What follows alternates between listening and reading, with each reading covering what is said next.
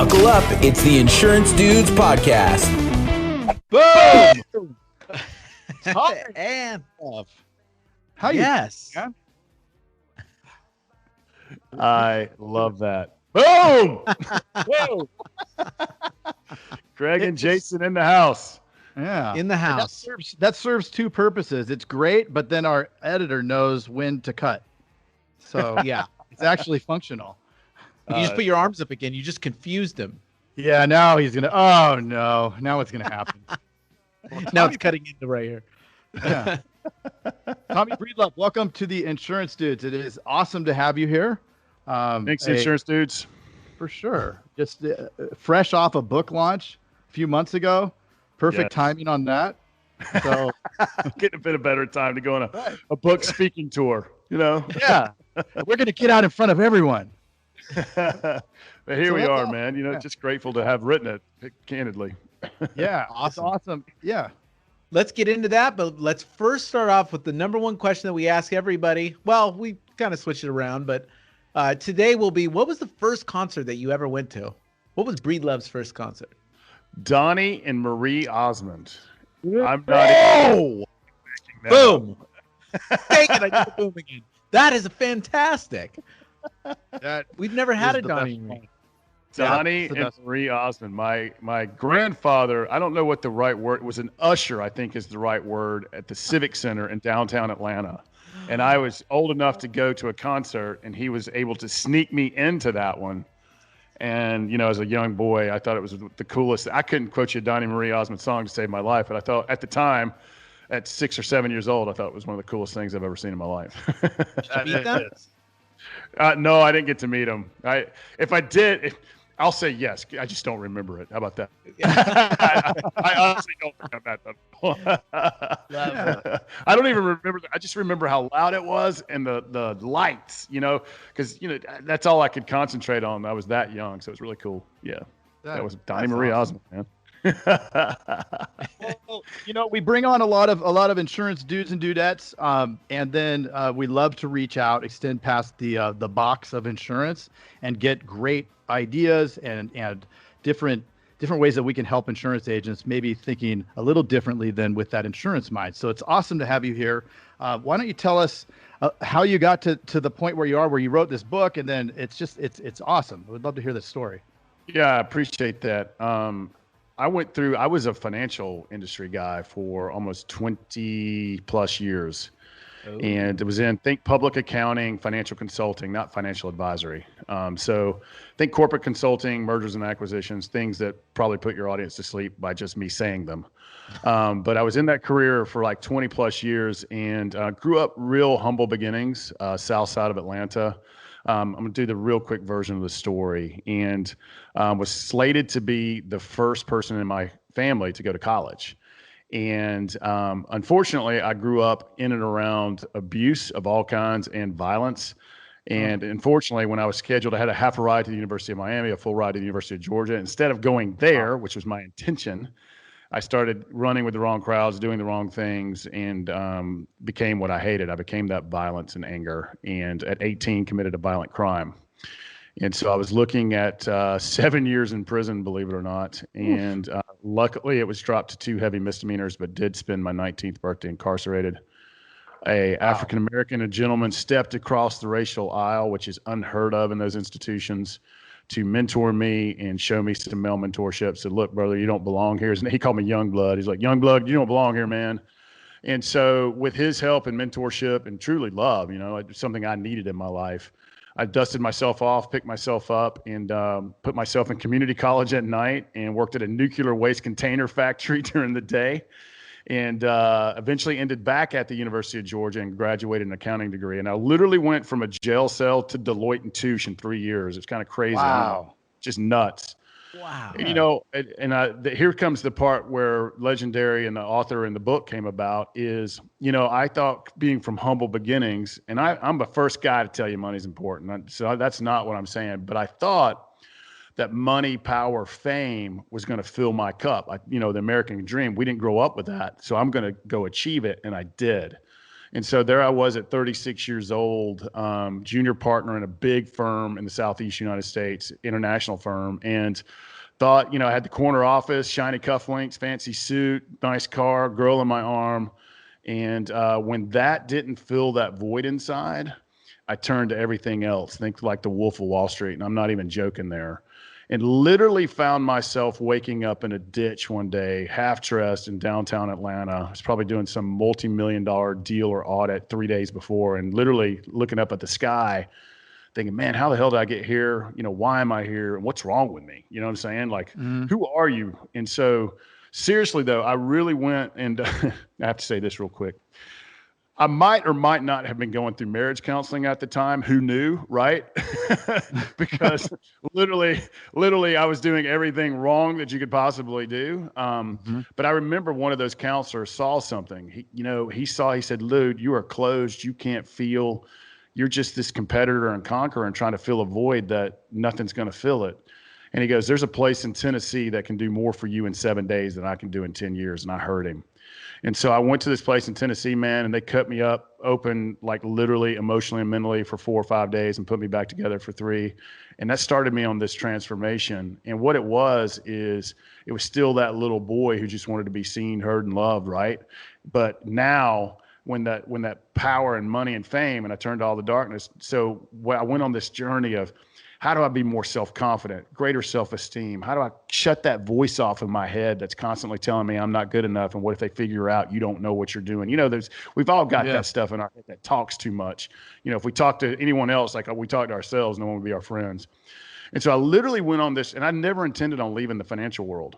But when I made me my full-time job, and I literally started working out my emotional muscles, my mental muscles, my physical muscles, to be just a good human doing the best he can. And like Eminem says, with the real Slim Shady stand up, with the real Tommy Breedlove stand up. And when I did, the most amazing things started happening in my life. My marriage became the best it ever been. My network 10x'd. My income doubled. I went from junior partner to senior partner to international practice leader. So I was elected to the board of directors at 39 years old. By literally working with mentors and coaches, but also doing this internal work every day that I still do to this day. I'm 10 years in, I still do the internal work. So we focus so much on the outer game. I was working on the inner game as well. And so this is when my life changed forever. Is about, there I am, top of the world at 39, man. And I never plan on leaving it, but all of these entrepreneurs, executives, bankers, lawyers, insurance people, not kidding. I know a lot of insurance people said, hey man, I don't know what you did, but I want some of that. And so I just started doing it voluntarily, like working and mentoring people a lot older than me, people younger than me. And then literally this playbook, I said, I've got to leave and go do this calling, because people just kept coming and coming and coming. I was like, this mindset, relationship, and business coaching, it's a way of life. It's a calling for me. And so I started doing that. And when I started seeing statistically these simple things that people could implement in their lives to have better relationships, better mindset, more confidence, but doing that without compromising their ambition, that's how the book Legendary was born. And I'm super, super, super thankful and proud of it. And so it's a lifetime journey. So thank you for that 5 minutes of letting me tell you how the book was born. And so I appreciate that, gents. What a story. So, the wisdom that you have going through all those different things that a lot of us haven't gone through. Some of us have. I want to start with a couple things before we get into the book. I want to know, so that first mentor that you had in jail, he was in jail, right? That's where you met him? That's where I met him. He was 45-year-old man, and I was 18. So what did he see in you? First question. And then also, what were some of the things, the heavy words that was able to pull you out of your state at that point? I can't answer what he saw in me, because what I did know, honestly couldn't answer. On probably some level, he had a moment of humanity. Going in, I thought I was a wolf, right? And I realized real quickly that one of these things is not like the others, and I'm the sheep. I've really walked into a wolf's den. And I think he saw He probably saw fear. He probably saw insecurity. He probably was like, what in the world is this guy doing here? And he might have just had a moment of humanity and love and goodness. And he unfortunately was in the revolving door system.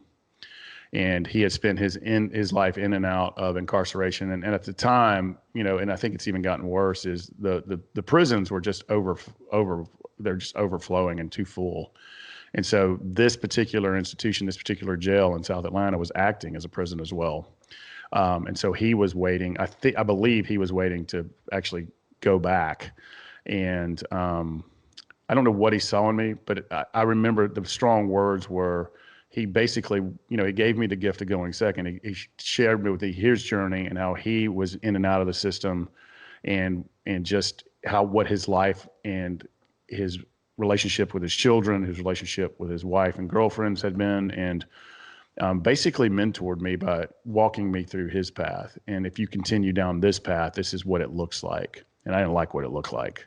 And I really didn't want to be there. You know what I'm saying? I mean, it was just not a fun experience, but it was a rewarding experience because it did change me for life. But I think it took a lot of courage for him to cross those racial boundaries and see something in me and lean into me and just speak into my life. It was a beautiful moment. And his name was Tony, and he called me Youngblood, man. And so it was one of the biggest gifts that any person, because I didn't really have much strong male leadership in my life.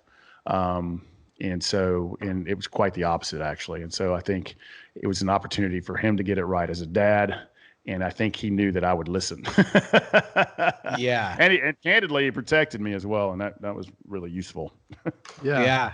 No, that's a good message too for all the guys out there that, like, I mean, I grew up with, I didn't have any strong male leadership, and man, I went through a lot of stuff as well. Some stuff I really shouldn't have gone through, that no one should go through, kind of like what you did. And like, it's important for the guys to step up and be strong for other dudes.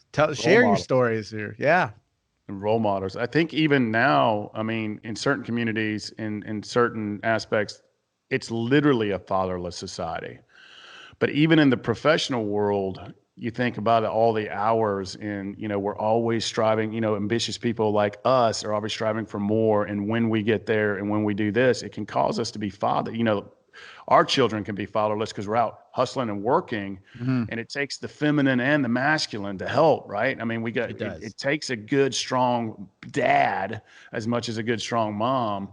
And we need more role models, and we need to lean into our families because we got a lot of crazy stuff happening right now in this world. And good value systems and good love, good leadership is in short demand. So yeah, let's lean in and be what we needed when we were children, right? Yep. Yeah. Then what was the second, so when you went in for that 4 or 5 days, after kind of hitting that rock bottom again, waking up on the streets, what was 4 or 5 days to turn your life around again? What was the big, that's an incredible short amount of time to be able to snap really someone out of it. What was that? It was really cool because what you saw there is you're not alone. That was the biggest takeaway, because we all have these thoughts, fears, desires, insecurities, wounds, whatever. And I'm not playing the victim card. We just all have our stories. We've all screwed up. We've all had things done to us. And what we think is our thoughts, our desires, our fears, and, all these crazy masks that we wear to fit in, hopefully fit in. We realize that everybody else is carrying them too. And what was so beautiful about that, they did it in group, one-on-one and small group settings with 30 other people. There was literally a rock star there from Britain, a CEO, and a lot of normal people just like us on this phone call or the Skype call. But what's cool about that is you realize you're not alone, and they do it in such a really cool, like anyone can do this stuff, and they do it. I think it's called cognitive behavioral therapy is what they call it. But it was just, you realize you're not alone, and they give you tools, tactics, and they first get you to feel again, right? I mean, like for me, I was a closed dude. I wouldn't feel, and I just remember going through this one exercise they gave me, and I opened up like a 3-year-old boy, just squalling, crying. I couldn't tell you the last time I cried. I mean, I was a man's man, right? but it's exactly what I needed. And then they gave me tools, systems. And my second really big male mentor appeared there. His name was Kerry Gaho. And man, he just leaned in and stepped into my life and started mentoring me. And it has transformed everything from money to success to relationships to intimacy to network. I can't tell you, just by spending time every day in the emotional, mental, and if it's important to you, spiritual gym, it's just been life-changing for me, brother. So it was called On-Site Workshops in Tennessee. Oprah's now, I don't know what it costs now, because Dr. Oz and Oprah and Dr. Phil have gotten a hold of it. So I'm sure it's in high demand, but that tells you how powerfully effective it is, you know? And it took, I almost turned the car around 3 times going up there, because I was so scared to death. And just sometimes it just takes that first step, and it changed my life for the better. I don't know where I would have ended up otherwise. Yeah. There's no set of instructions on how to do life, right? And so in the absence of a mentor, it is very difficult to know how to get to that next level, right? And then the other interesting thing about that is we're so focused on the next thing, right? It's always the next thing, the next thing, the next thing. And the present moment is what's the most important, because if you're taking care of the present, the rest of it will fall into place. In insurance or in sales or whatever you're looking at, you got to focus on your stuff right here, your activity or whatever you do, and the rest will fall into place. And you did all that work, not for later. You did it now, because this is what's going to lead to the new version of Tommy Breedlove. Totally, man. And I think it's a challenge for all of us to be where our feet are, to be present in this moment, because we're the next thing, planning. And here's something that I noticed too, that we've actually had my team, we've got 5 or 6 team members, and one of them sends out an email every week of all the things personally and professionally that we accomplished.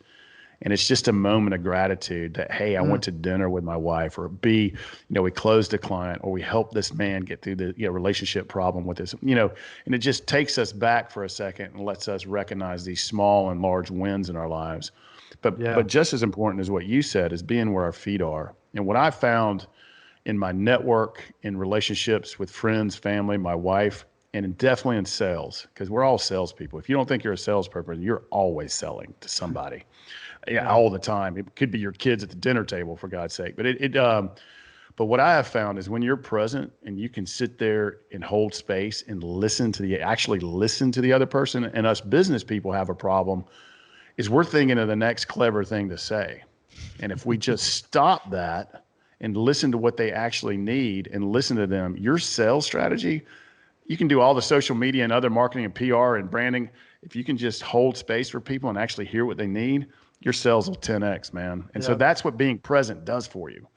Yeah. Those silent moments in the conversation are what just create a magnetism. It's uncomfortable, but once you can handle it, and that's also a part of being able to live in your own skin, right? Instead of, oh, I'm nervous, I got to fill the space, right? But you put that space out there, they're going to fill it, and they're going to tell you everything you need in a sales situation, or even in any conversation, right? And you talk, people love Tommy, the sound of their own voice too, by the way. They do, yeah. and they love you even more when they're talking, right? So get them talking. You talk a lot about the heart, the mind, and the soul. Why don't you speak to that for the audience and how important it is to have that balance in everything you do? I mean, it's to me, it's like going to the gym. I mean, we've got to protect our physical fortress, right? I mean, if we don't take care of our body and our nutrition, our body's going to fatigue. The same things goes with our hearts and minds and souls, really. If you want to go there, you can call it energy, God, whatever it is. I don't care what you call it, but it's all important. And so each day we've got to spend time in the mental gym, because it's not if or when life happens. Life's going to happen.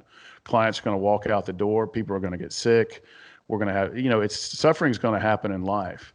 And if you can build a rock solid foundation of mental, emotional, spiritual, physical, business, financial, you build a strong, fortified house, you can really accomplish, do, and conquer anything. And it'd be amazing to you what seemed like such a difficult situation or issue in business or life a month ago. If you just do simple steps every day to build those muscles, you've got to have a strong inner game to have a strong outer game.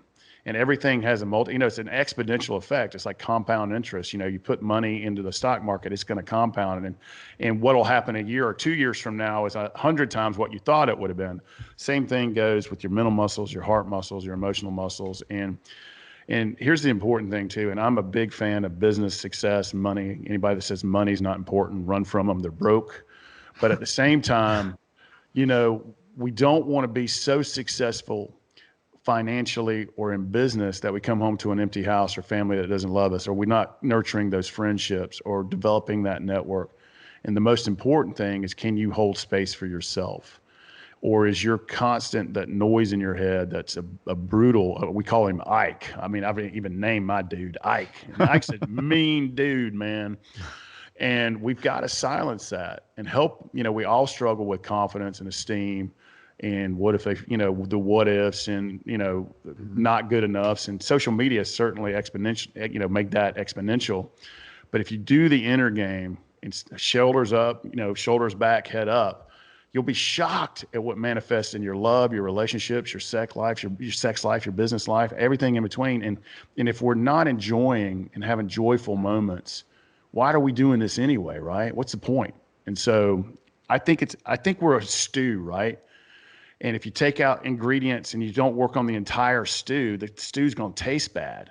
Same thing goes with our lives. And we've got to work on ourselves in a holistic standpoint. And that's really what I'm here, I think, to do, because I was that guy who just wanted to win and conquer and make a lot of money at the expense of myself and everyone else. And that's just not what life's all about. What are some tips? So I struggle with that totally. That I'm all in at work. I'm constantly thinking about it at home and like the next thing and all this stuff. And there's so much noise that I'll be with my, family and I'll be listening to an audiobook. And I find it hard to just be in the moment. Right. And just like sales, like you're talking about, if your kids know when you're not there with them, that 100%. Silence is golden when you're looking at them. You know what I mean? And it's hard to give them that. I'll be totally honest. Like with me, it's really hard for me to be present in anything I do. I'm always all over the place. What are some tips that you'd have for that? Because I know with your success, I know that you've been there, mentally. Sounds like you got it. And still go there, by the way. Yeah. I mean, anybody that's driven and ambitious, which I'm a big fan of, because I think that's where innovation and change and, impact happens, right? With success in business and success in money. And I think the first thing is admitting that I'm not present, right? I think that's the first, and because everybody relates to that. We all struggle with time, being overwhelmed and stressed and not enough time. And so for me, there's a lot of simple ways to get present, and it's a practice, by the way. It's like you're not going to go to the gym and become Kobe Bryant overnight. You have to dribble the ball and shoot the ball a lot. Same thing goes with your physical muscles. Same thing goes with your mental and emotional muscles. But you start. What I've found to get here's some simple tools. Let me just answer the question. Is each moment, if you find yourself, I'll call it the Tommy go round. You're going into the next thing, the planning, the noise, your kids asking you a question, but you're planning your meeting tomorrow and all of that. If you could just take a second, and if you catch it, by the way, you are present. If you catch yourself, you're immediately present, which is cool. So you've got to put the intention out there for I've got to become aware when I'm not here. So if you put that intention out there, and I read recently, and I hope I can say this I hope I can say this on this podcast, but I read something really profound in this book. It said, intention without action and action without intention is bullshit. And I thought that was really good. Because, you got to have intentional action, but the intention is I want to be more present, client situation, work, tough conversation, kid, family, girlfriend, whatever it might be. So the first is your intention. And the moment you become aware is you literally go into a space of gratitude. I'm thankful for this conversation with my child. I'm thankful for the beating of my heart and my lungs. I'm thankful that I'm successful. If you can go to gratitude, it puts you in a place of love, abundance, presence, and it's literally hard to be stressed, overwhelmed, and in what I call the Tommy go round, that cycle in our head. if you're in a moment of gratitude. The first key is the awareness and the intention of I want to be present. Once you put it out there, if you're ambitious, you're going to force yourself to be present. A meditation practice, brother, would probably be life-changing for you. And I'm talking 5 minutes or less a day, to where you can, because meditation gets you proactive, not reactive. It really literally works out your mind and soul. It gets you completely present where you are. And you can find those moments of intentionality and presence during the day by breathing techniques, just practice, deep listening techniques. There's all these things that meditation does for you. I require all of the people that I work with. It doesn't matter if they're extreme alphas or just getting started, or $100 million people in the bank, or, I get them meditating immediately, because it just helps you be so many ways. So that's another one. And we've got to cut off the distractions. We got to get intentional about being laser focused on the activity that we're in. With social media, email, text, the talking heads on the news, the phone ringing. I mean, it's crazy. Our bodies and minds literally are not built to take on the billions of things of information. Oh, and by the way, North Korea might bomb us. Let's throw that in there too. Oh, by the way, we're in a pandemic. We literally can't handle it. And so we've got, you said it, noise, and it is noise. We've got to cut off the email, the phone, the social media, and get really, because that's where pros do. Like pros, it doesn't matter if it's a business pro, a basketball pro, a great coach, whatever it is, they get intentionally and laser focused on what they're doing. They make time for the email, the social media, the text, and coming back and following up. But being world class, whether it's a dad, a mom, in your career, if you get intentional and you can just spend 30 unfiltered minutes without distractions with all those other things, and you can get that up to 2 or 3 hours a day, you will become world class in your craft and as a dad. I mean, literally, it's about intention and cutting off all the noise. And it's a practice. You're not instantly going to turn off that machine in your head that's just constantly going. And plus, that machine in your head is what makes you great. But we've got to slow it down. We've got to rest. We've got to relax. We've got to do some small tips, gratitude tips, meditation tips. It's important who you hang out with too. That's an important one. And cutting off the noise. Those are all small things that you can do to start winning this game of life. But I think it starts with intention and small practices. And the more you focus on your children, and this particular question was about your children, the more you focus and just thank them and know they're going to grow up, and they're going to go live their own lives. So carpe diem, seize this moment, this day, this time, and know at the end of the day, this is why you're working so damn hard anyway, is what's in front of you, right? And so those are some small tips. I hope that helped. No, that's sure. Awesome. I think with our oh yeah, you go, Greg. I just want to touch on those distractions, because it is so remarkable, the level of distractions that Slack, Facebook, and Instagram, like, I mean, just a billion different places with text basically that are just hitting you. And like, I turn my phone on do not disturb. I put the computer on do not disturb. If I don't, then I'm like the squirrel. So like, I'm just all day. And then you end up where you're not getting anything done, because the second you work on something, you move to the next thing. And why does our mind want to go there? It's our ego wants to make everybody happy so that we're the good guy, or I don't know what it is, but it's crazy how you feel like you have to get to it. And that's a world-class ninja trick, by the way. Do not disturb. Yeah. And you said the word Slack. We just implemented Slack into my practice, and oh my God. I'm so happy about it. We got to remind ourselves that technology is supposed to be serving us and not vice versa. And I feel like I've become an indentured servant to my technology, and it's just the bells. And by the way, the dings and stuff, they're meant to be somewhat, they literally put like dopamine, like a heroin dopamine into our brains when they ding. But I think you're right. I think it's people pleasing. I think it's the next thing. If I don't get to this, they might leave and go somewhere else. But if we're intentional and we're really doing our jobs and doing it well, they're not going to go somewhere else. And by the way, when people become our zealots or clients, it takes, unless we've done it the wrong way, it takes a lot for people to want to leave you, because they want to give you the benefit of the doubt. They want to trust you, and they will let you screw up. And by the way, they'd respect you more by saying, I'm going to focus on this task or this client or this thing or my family than being an unboundaried, professional service person. It's not sexy. setting boundaries with clients and families and friends, and being intentional about what you do and how you do it and when you do it. That's a whole lot more. I'd rather buy from somebody like that who's as opposed to a yes man. So that ninja trick of turning it off and then feeling like we have to, at the end of the day, the truth is we get to do it. We don't have to do any of it. And we're professionals. A doctor, an attorney, a consultant, they're not responding every time their patient has a question. Like it's impossible, right? And so I don't know why in this world we feel like, somebody, I need to make a payment. Oh, I better help you. It's Saturday at 7. It's like, what are you doing? Like, it's crazy. We hear it all the time. But yeah, I appreciate that answer. It's so helpful. Why don't we get into the book? Because I think the book is awesome. Talk about how, where did it come from, the inspiration to write the book, and how did you get that going? I initially was told to write a book. It was 3 years in the making, by the way. That tells you. I was told to write a book because just to tell my story and get it out there and give people hope and meaning that no matter what you've been through, you can overcome it. You can literally do anything. That was the first intention, but it became so much more. The book has little about me in it, almost maybe less than 7 pages of the whole book is anything about me.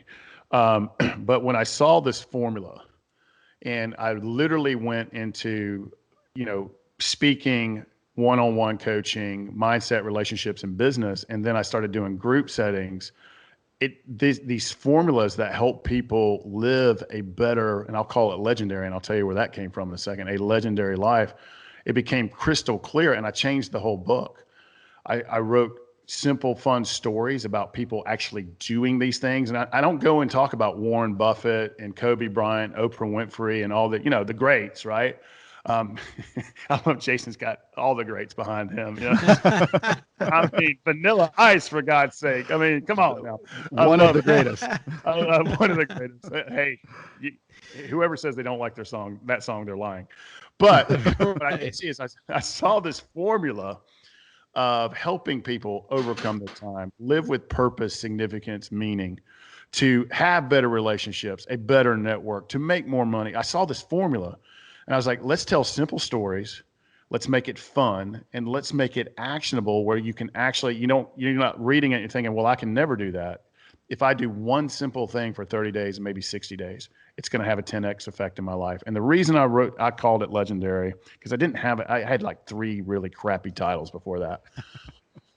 But I realized in a world of constant self-promotion and on the news and social media, that the one thing that we can't go out there and say that we are is legendary, because people would laugh us out the room. Legends, that word legendary is given to us by our peers, societies, cultures, our friends, and our family. And we can either be an unbelievable legend or a really terrible person, but they're the ones that are going to give that to us.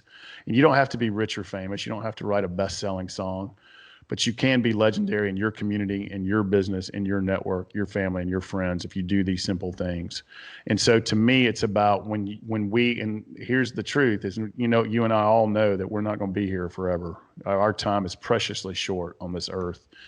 And when they're not going to pick up and read, I did some M&A deal in 1998. No one's going to read that when I pass away. They're going to tell you how you made them feel, the impact you made in their lives, or the vice versa. Or they're going to be talking, at the wake saying, this guy was an asshole. I don't know why I don't know why I'm here. But to me, legendary is a simple playbook about leaving this world, our fellow humans, and our businesses a little bit better than we found it. And it tackles everything from meaning to significance and purpose in life, to how do we reconquer our time, to literally how do we build toward financial confidence and freedom and that money mindset. But it also tackles the intangible stuff. We talked about cutting out the noise. It goes deep into ways of cutting out the noise and why we need to do it. But it also talks about that mastering our mindset. We talked about that developing that unconditional love and self-confidence and self-respect for yourself so that you can love others fully. And finally, it goes into things like intimate relationships with your family, your friends, and literally at the end of the day, how do we leave this world and our people better? And that to me is what living a legendary life is. And I think in times like this, as we record this, it's been a kind of crazy year of pandemics and COVID and a lot of fear, worry, and insecurity. And I'm super thankful that it's been a commercial success with the Wall Street and USA Today's bestseller, because I think books like these are necessities and not luxuries. And it's simple and it's executable, and it was fun, and I'm very proud of it. And by the way, gentlemen, I'm a recovering perfectionist. So for me to say I like anything that I've done is not easy for me to do. So I'm very proud of it. So thank you for letting me share that. And that's what Legendary is all about. I love it. I love it too, because bringing up the perfectionist side, I mean, that can cripple us from doing stuff. Being a perfectionist, how did you even get started? What allowed you? Yeah. We go deep into overcoming fear in the book. It's like in 4 or 5 different places, by the way. And perfection is fear. Am I good enough? Will anybody read it? And never actually starting. Perfectionism is the killer of anything innovation, and the only way to feel the fear and do it anyway. And the reason the first 3 years and the first 100, the book was literally rewritten in 3 months. Real quickly, I'll tell you the story. I don't share this too often, and I'll get into the perfectionism.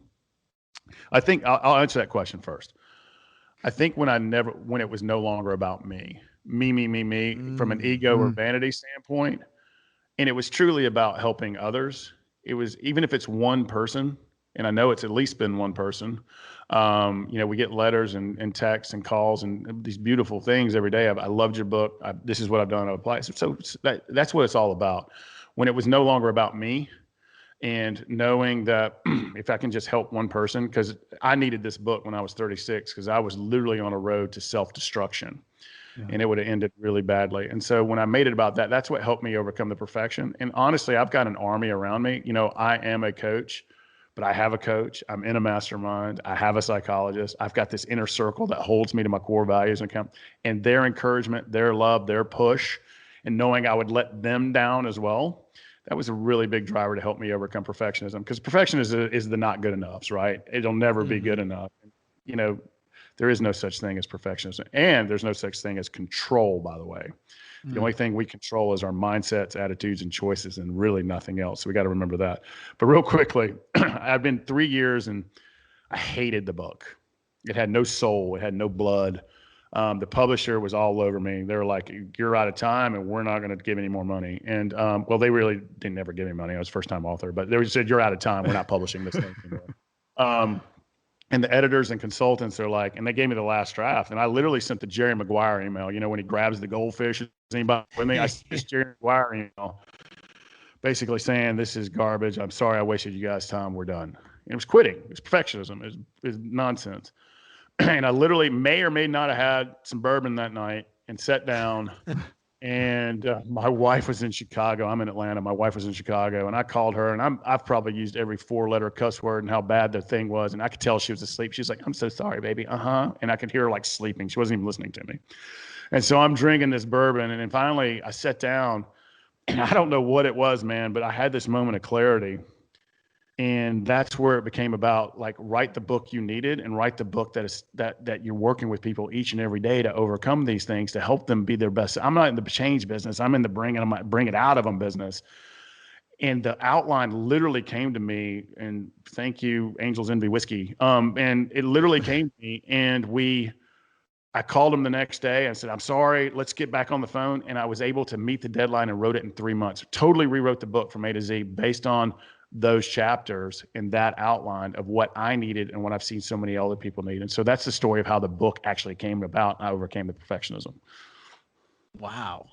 That's crazy. True story, man.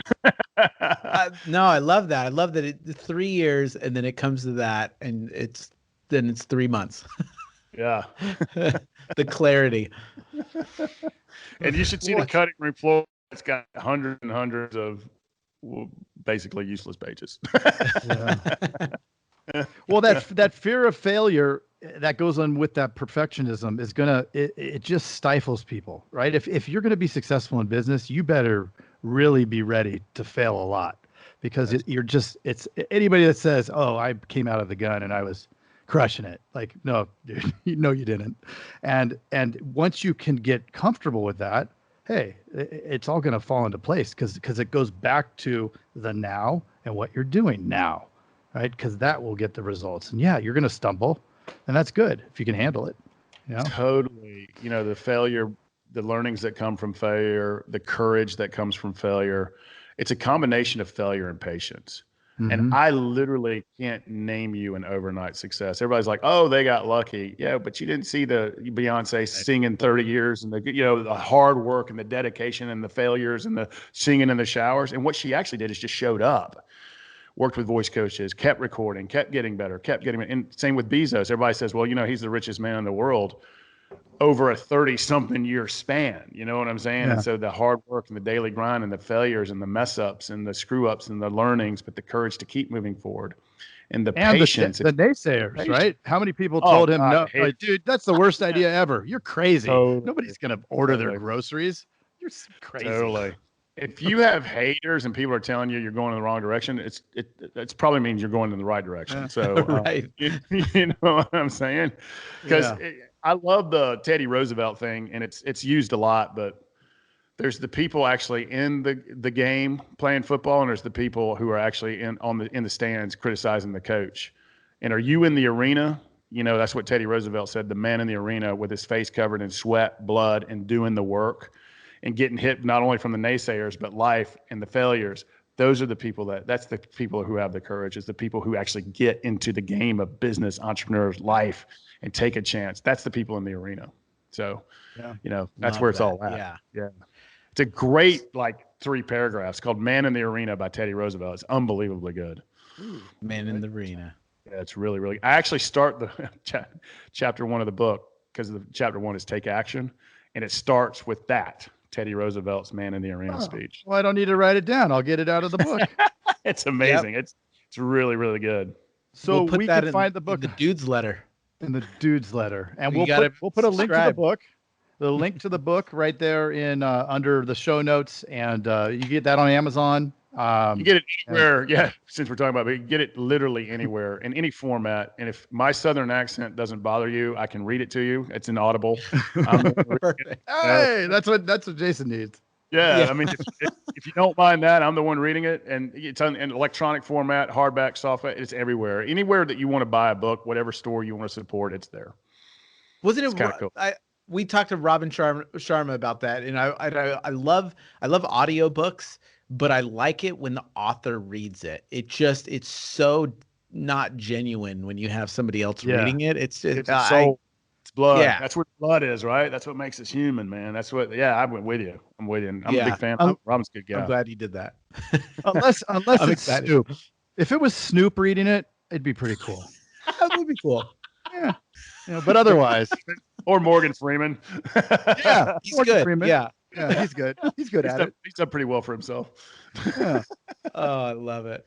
So insurance agents, man, we got a lot going on. There's always something being thrown at us. We're always serving other people, trying to help everybody else out, and there's a lot going on.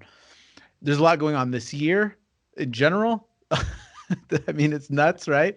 What would be the number one piece of advice you give for an insurance agent? Think of somebody with multiple kids. Just they go to work. There's so much going on, serving other people. They're so drained. What would the number one piece of advice be that you would give them to really keep moving forward? Participate in your own rescue. Ooh. And I would tell you this is going to sound harsh, but just go with me here. Okay. If you're unhappy or overwhelmed and don't feel like you have time, or the world is beating you up, and you're not alone, first thing I would say is, you're not alone. A lot of people feel that way. And probably everybody on this call or this podcast has felt that way at one time or another. Is participate in your own rescue. Go to the nearest mirror, and that's the problem, but it's also the solution. And so no one's coming to save you. There is no magic pill. We all have the same 24 hours in a day. We all have demands, responsibilities, obligations. But in order to participate in your own rescue, you have to serve yourself before you can truly serve others. You have to love yourself, nurture yourself, and work out what we call those muscles, the physical, mental, emotional, and if it's important to you, spiritual muscles. And you've got to take time every day for you, because you're no good, worn out, run down, overwhelmed, stressed, and it's affecting everything you do and every person you touch. And if you'll just shift and give yourself 30 minutes to an hour a day of you time and go all in on you, whatever that looks like, and make you a priority, I promise you, you will serve everyone else and your business and your life and your time 10x. So participate in your own rescue. Yeah, Love it. That's what I said. love it. Love If that Shure mic wasn't so expensive, you could drop it. I'm just thankful it's working. It depends on It's the their- they it's sound- a very you know- angry microphone. Yeah. Michael Jackson recorded Thriller on this microphone, you know. Are you kidding? No. Well, that's True amazing. story. There you go. In case you're on Jeopardy, you'll know There you that answer. Well, hey, Tommy, it's so awesome to have you. Again, the book is called Legendary, Tommy Breedlove. It's on Amazon. It's everywhere. You can call Bezos if you're friends with him. He'll drop it off personally. And hey, man, thank you so much. So many knowledge nuggets here. We just loved it. Craig, Jason, Insurance Dude, what an honor. It has been entertaining. You guys are the best. Thank you so much. Thanks. Thanks, Hey, brother. thank you, Tommy. Mr. Craig. Oh, Mr. Jason. That's like the good old days. The old Bell days. Times were so much simpler back then. And how many? We've had over like 200 interviews, Mm-hmm. right? It's nuts. It is nuts. So we put together a little webinar from all the things that we've learned, right? Yeah, totally. I love it. It was a lot of fun doing it, putting it together, and there's some really good stuff in there. Yes. What did we So learn? what did we learned how to sell hundreds of thousands of premium a month using any internet leads, and this is based on a whole bunch of big dudes selling ton of premium a month, like over Yeah. $1 million. Yeah, and Ew. it eliminates that turnover, right? The staff doesn't get burned out. It does. It creates predictable sales. Like, whoa, right? Well, and we also learned how we can copy the processes of the big, giant, fastest growing P&C carriers and the big local agents. Yep. That was a lot of So fun. it was fun. We put it together. It's on a website. Go to love.teledudes.com. That's That is- LOVE.TELEDUDES.com. How do you spell like that on the fly, Mr. Jason? Well, it took me some practice, but it's love.teledudes.com. You are good at that. So that let me good? get this straight. It's love, LOVE dot teledudes.com. Love.teledudes.com. Ooh. I love that. I love it too. I surprised you too, Mr. Craig. You You didn't know. tricked me. All right. Well, I'll see you later. Okay. Bye.